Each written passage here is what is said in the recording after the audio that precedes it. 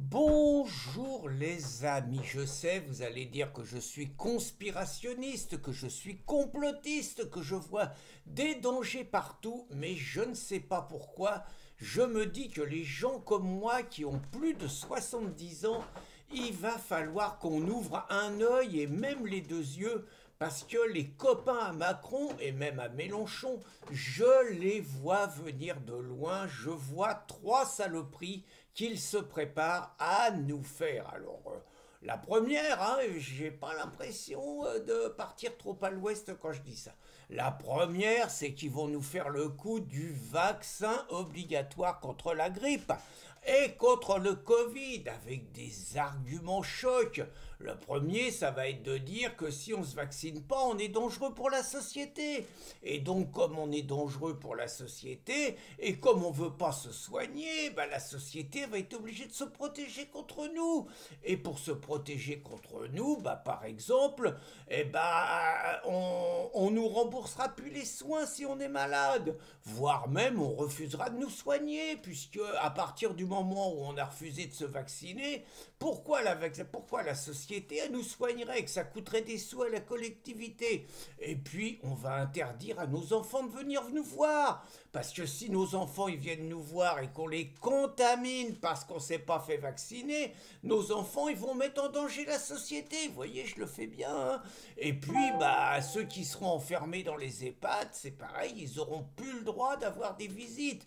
Bon, vous me direz, ils l'ont déjà fait, tout ça. Ils se sont entraînés pendant la période du Covid, dans les années 2020. Hein, ils se sont entraînés, c'était bien. Et ben là, on les sent venir quand même un petit peu de loin. Puis ils ont des spécialistes hein, sur les plateaux télé. On peut faire confiance à DR Dr Marty et toute la clique pour sortir l'artillerie lourde et la propagande. Donc cela, je les sens bien. Vous voyez, le coût de la vaccination obligatoire avec un petit forfait Covid, grippe, vous voyez, bah, il faut bien que les vaccins, ça puisse s'écouler, puisque y en a qui n'ont pas voulu se faire vacciner contre le Covid, les gens ils font gaffe et tout, donc on peut leur faire confiance, ça va repartir sur le vaccin.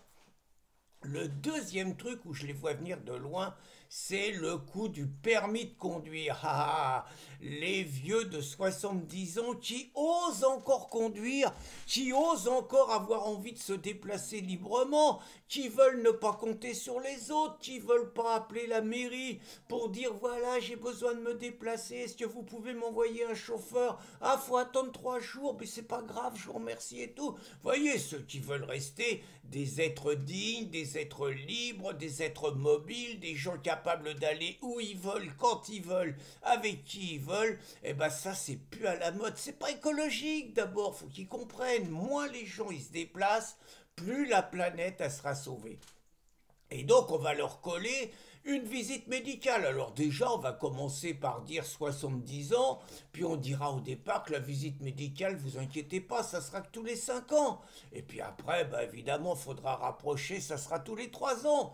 Puis après, tous les 2 ans. Puis après, tous les ans. Puis attention, la visite médicale, oula!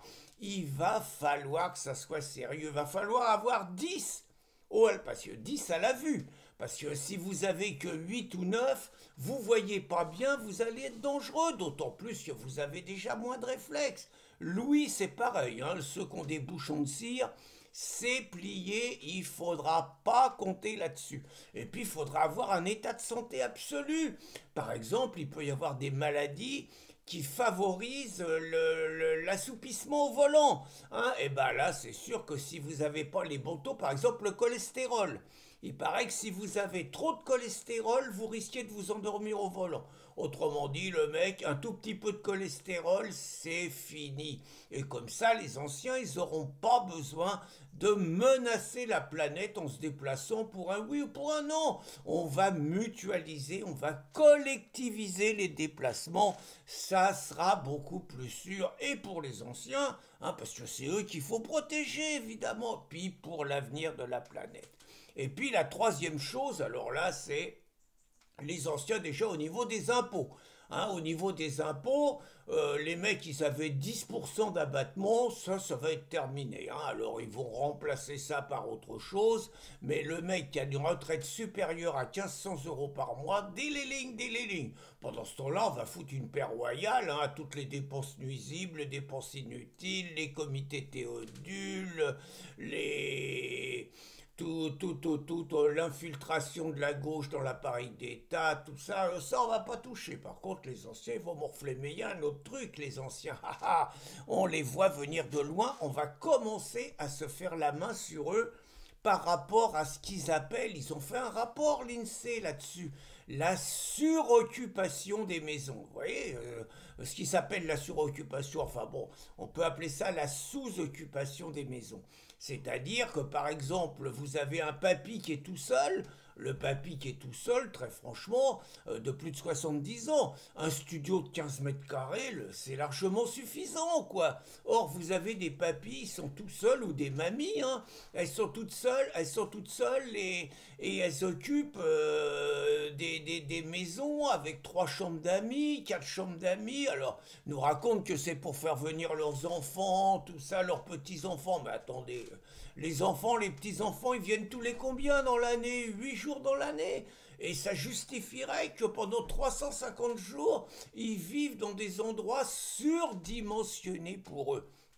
Je vous rappelle que là encore, c'est un enjeu d'avenir de société. Je vous rappelle que le Premier ministre espagnol, Sanchez, Pedro Sanchez, il a dit que l'avenir, c'était la mutualisation de l'habitation, autrement dit, les cages à lapins pour tous. Hein. Et je vous rappelle qu'Emmanuelle Vargon, elle avait dit qu'elle, quand elle était ministre du Logement, que l'avenir c'était plus la maison individuelle parce que la maison individuelle c'est lié à la voiture individuelle et ça c'est pas bon pour le message qu'on veut véhiculer pour l'avenir de la planète. Donc on va taxer, sauf évidemment si les anciens spontanément ils se proposent d'héberger on va dire des SDF, des gens nécessiteux et évidemment, même si on va pas le dire trop fort, des migrants. Bon là, s'ils font de la place pour des migrants, on leur foutra la paix. Si par contre, égoïstement, ils veulent continuer à vivre tout seuls ou à deux dans une maison qui est surdimensionnée par rapport à leurs besoins, là, dès les lignes, les taxes, ça va tomber et ça va tomber dur. Donc vous allez dire que je suis parano, mais mon petit nez me dit que ces 3 problèmes-là, les gens de plus de 70 ans vont y être confrontés très rapidement. Alors pour conclure, vous connaissez tous la célèbre chanson Le Déserteur. Et la dernière séance, le dernier refrain, hein, c'est le dernier refrain, je vous rappelle, il y a 2 conclusions. Hein. La première conclusion que tout le monde connaît, c'est « Si vous me poursuivez, dites à vos gendarmes que je n'aurai pas d'armes et qu'ils pourront tirer. » Ça, c'en est une. Mais il y en a une deuxième qui est moins connue, qui est un peu plus combative. C'est toujours pareil. « Si vous me poursuivez, dites à vos gendarmes que je serai armé et que je sais tirer. » Je vous laisse choisir laquelle de ces 2 conclusions vous préférez, mais à mon avis, les amis, il faut s'y préparer. Bonne journée à tous!